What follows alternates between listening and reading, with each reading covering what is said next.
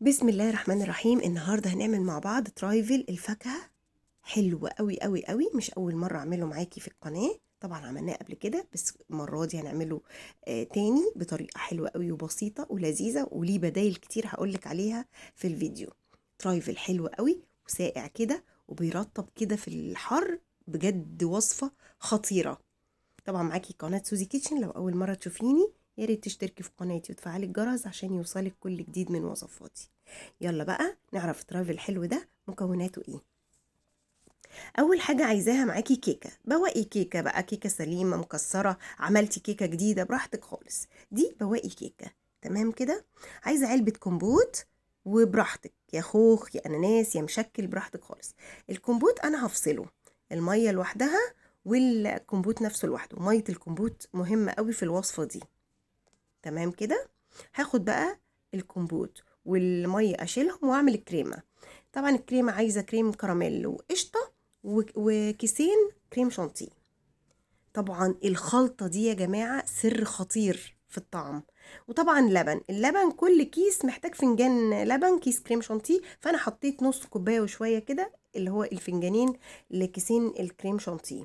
عملت الكريم شانتيه الاول لوحده خالص من غير اي اضافات لحد ما اوصل للقوام اللي انا عايزاه، زي ما انتوا شايفين كده.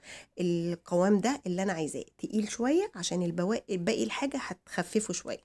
حطيت الكريم كراميل، وطبعا جبت القشطه، نزلت عليه القشطه. هي علبه القشطه نزلتها كلها، وخدت الحروف كده عشان اقلب بالمضرب كله. زي ما انتوا شايفين الكريمه دي هيبقى لونها اصفر شويه، طبعا ده من الكريم كراميل.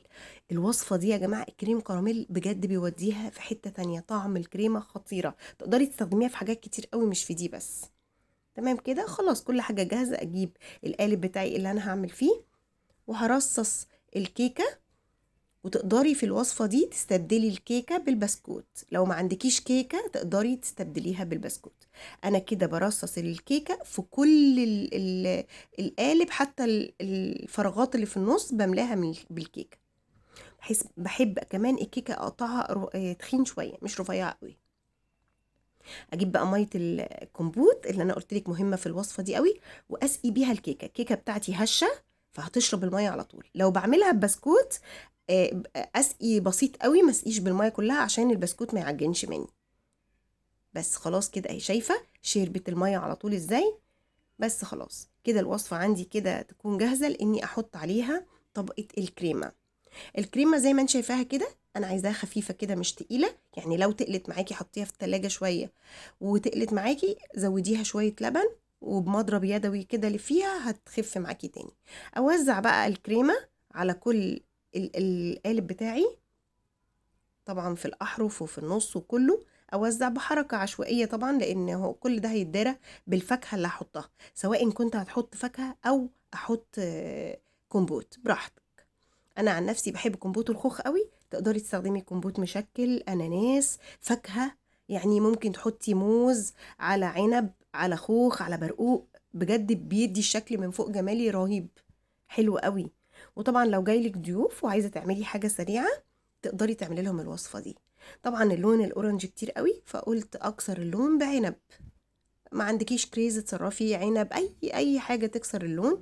اوزع كده العنب، تقدري تكتري طبعا، ممكن تزودي موز، ممكن تزودي على الكمبوت كمان تفاح براحتك. يعني كل ما تكتري من الفاكهة فوق بتدي طعم حلو قوي، وهي الوصفة نفسها بتبقى جميلة. الوصفة دي بتبقى أحلى لما تحط في التلاجة وتقعد لتاني يوم، تبقى القطعة متماسكة زي الجاتوه كده، وبتبقى حلوة قوي.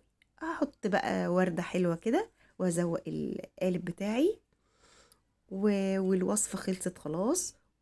وطبعا يعني اللي جرب وصفتي بألف هنا وشفا، شايفة الكريمة غرقانة فيها ازاي، بجد حلوة قوي، وبألف هنا وشفا ليكوا كلكم.